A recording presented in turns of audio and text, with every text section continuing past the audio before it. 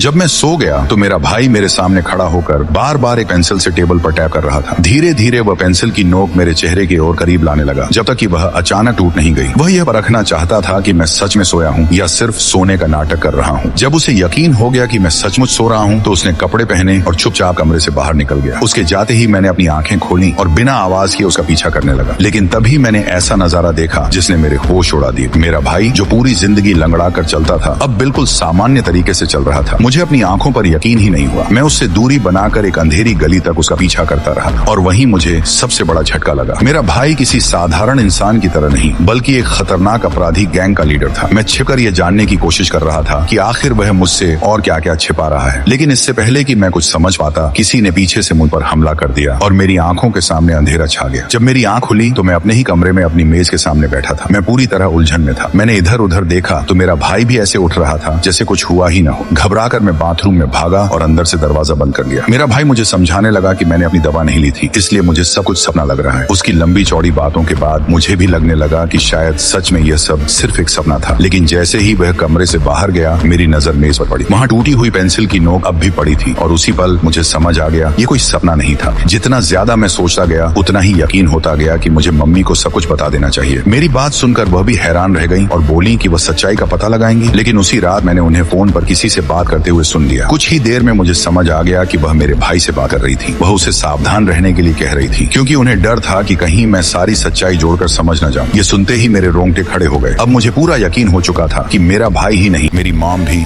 एक बहुत बड़ा राज मुझसे छिपा रही थी।